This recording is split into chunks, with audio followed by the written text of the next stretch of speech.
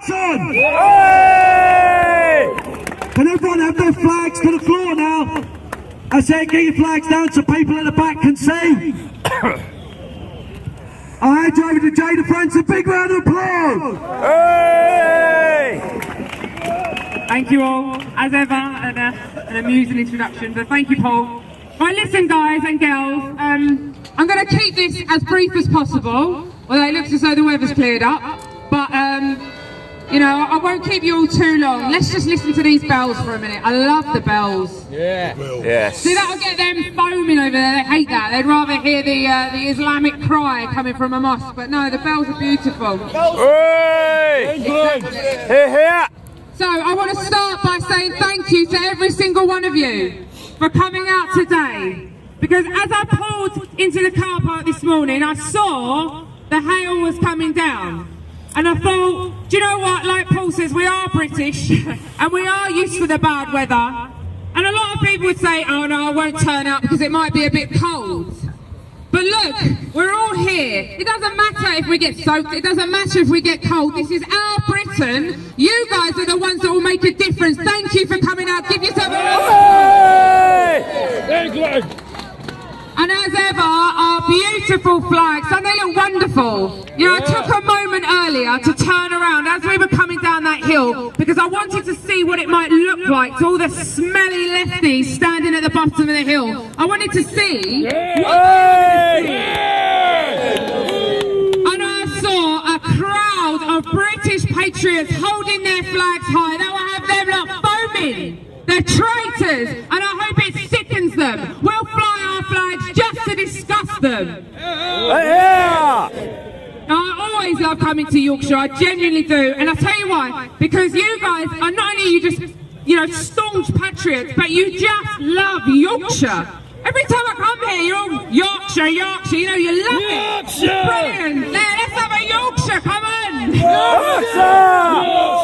Yorkshire! Yorkshire! Yorkshire! Yorkshire! Yorkshire! I love it, honestly, I love it every time. So, I just want to tell you guys a quick story. The last time I came here, I just want to share something with you. You saw the video, but as we were leaving Savilletown, after we protested outside a few mosques, honestly, I have to share this with you. We were driving away, and there were some guys stood in the middle of the street, and they had blue buckets, and on the side of these buckets, it said Zakat. So I thought, okay. So luckily we got stuck in the lights, and I managed to have a quick chat with them. I was leaning across the driver, and I said, what are you collecting for? And they said, this is Zakat. I said, okay. For those of you who know anything about Islam, you'll know that Zakat is a charitable tax, but it has to be paid by all Muslims, and it goes towards funding terrorism. And I know this because I've read the Quran, and I know that Surah 2 verse 3 says that Zakat funds jihad, and I know that Surah 9 verse 60 says that Zakat funds the Mujahideen. Those are the people fighting in the name of Allah, ISIS, the Islamic terrorists, Al-Qaeda. Scum! I asked him, I said to him, where does this money go?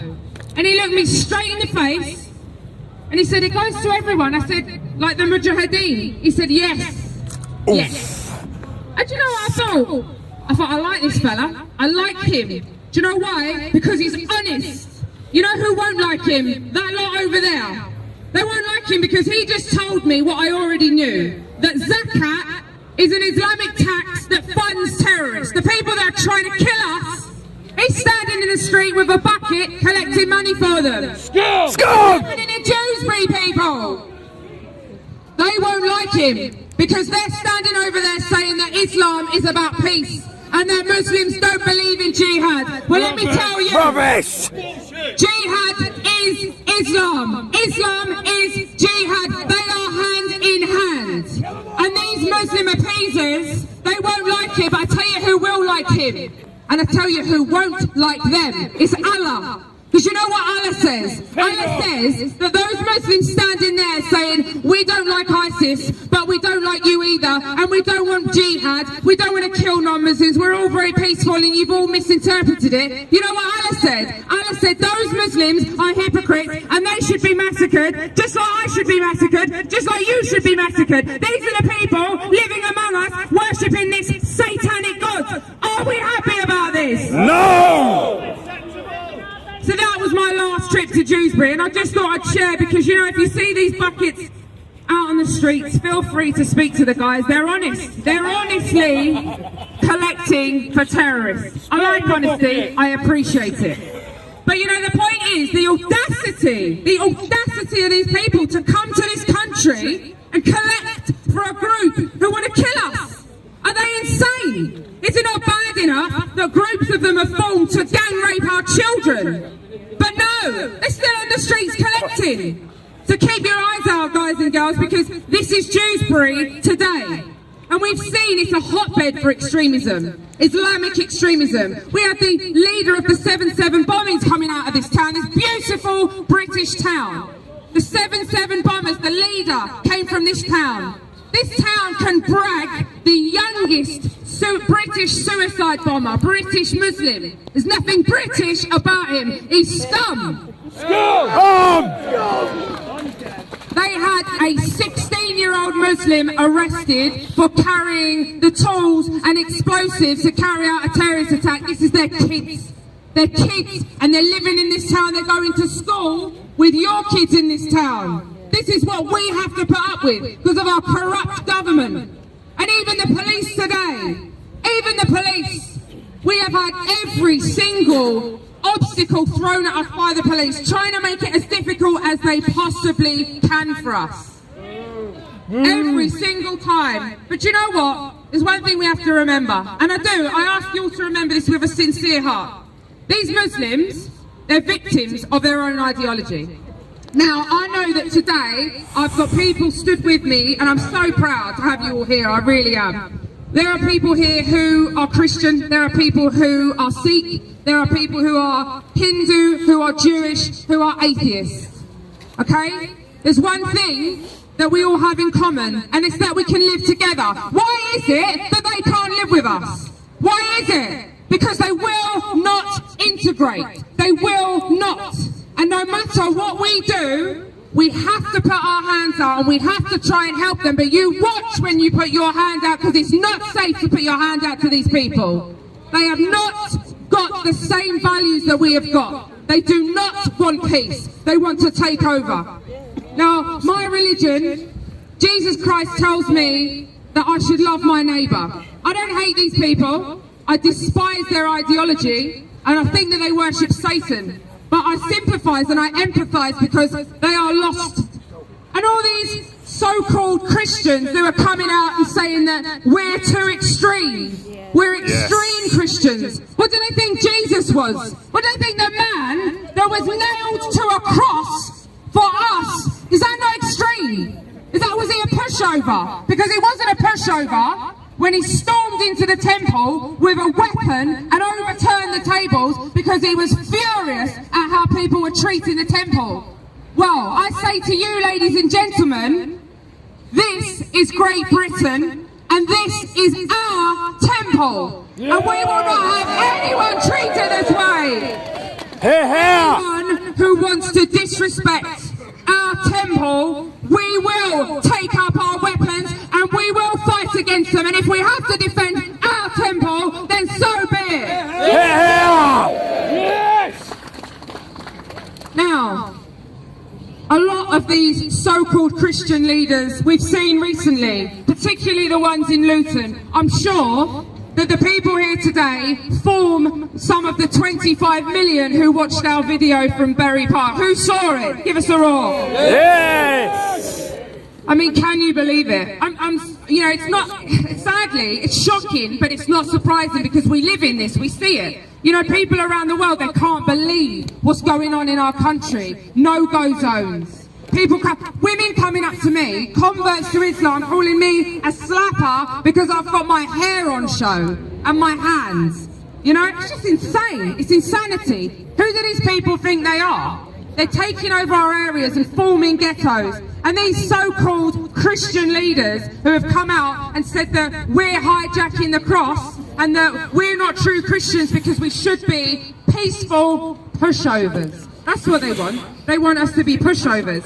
And in fact, while I'm on the subject, I just want to talk about this briefly, and I thank you all for your time, because I know that not all of you are Christian, and that's absolutely fine. But you know that I am, and you know that this means a lot to me. So I'm just going to talk briefly about this cross. When these people are accusing us of antagonising a community for silently walking down the street and holding this, we have problems in our country. This is a Christian country, and this is the symbol of Christianity. Yet, I'm being told that by holding it in a Muslim area, let me just ask, are there any Muslim areas in Britain? No! I've been told that I'm not to carry this because it antagonises people. I just want to send a message out to these plastic Christian leaders, these so-called Christians. You can stand in a barn and call yourself a horse. It doesn't make it so. These people aren't Christian. Jesus Christ himself told us that any of us who does not take up this cross and follow him is not worthy of him. They are not worthy of him. They have to see the error of their ways. They'll be standing there with their arms around these Muslims and condemning us while we are standing up for his name. What is going on in this country? This is a Christian country, and these are the leaders, the so-called leaders of our churches. Well, no wonder no one's going to them anymore. This is what we have to deal with. Yeah. Here. So, about these Muslim appeasers. My main concern, thank you, Paul. My main concern as a Christian and a human, and I'll be honest, is about people's souls. What about the souls of all these people that we're saying, it's okay, come to our country, worship a false idol, a false prophet, a paedophile, worship a false god who's Satan. That's all right. Our Christian leaders are telling them it's fine. It's not fine. They're going to go to hell. Our Christian leaders don't care about them, just like they don't care about us. But the thing is, our God is a jealous God. He doesn't like anyone worshipping Satan. He doesn't like it. To see all these Christian leaders, they don't need to worry about the likes of you and I coming to their town. They're all moaning that we're coming and we're causing disorder. They don't know what's coming on their day of judgment. They are soon to find out.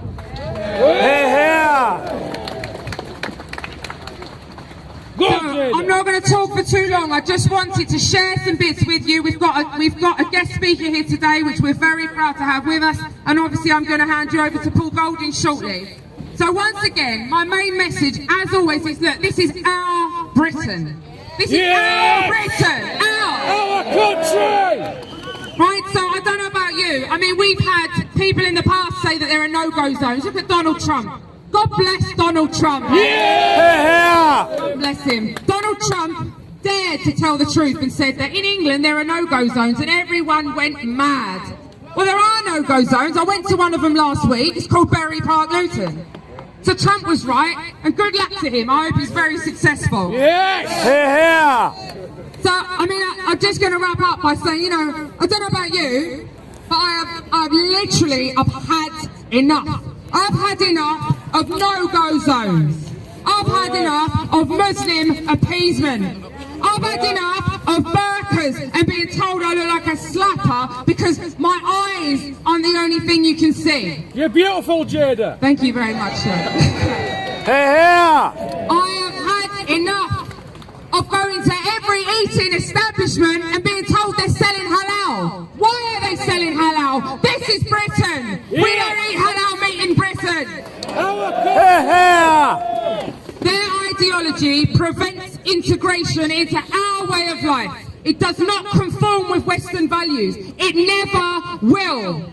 Now, some of these people may well be saved. I'm not saying that they're all bad people. Some of them are probably lovely. They've been dragged into a family that's pushing this ideology towards them. But let me tell you, ladies and gents, you're not safe.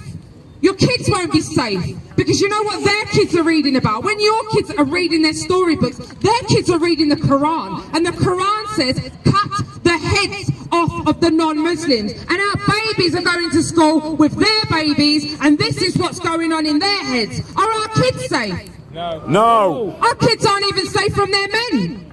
We can't even protect. I mean, we've been to Yorkshire, and there are towns 1,400 little girls got raped, got taken, got tortured. What is going on? Get these monsters out of our country. Here! So, simple solution as I see it. Ban it. Just ban it. No more mosques. No more burqas. No more hijab. No more Qurans.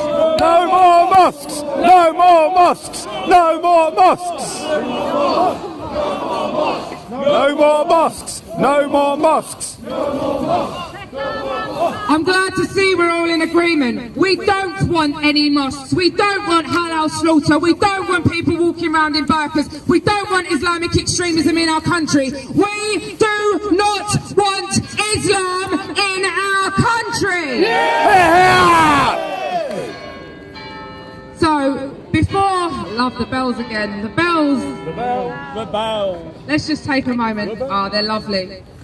So I'm going to wrap up now. I know you're all cold. There's one thing I want to clarify before I hand you over.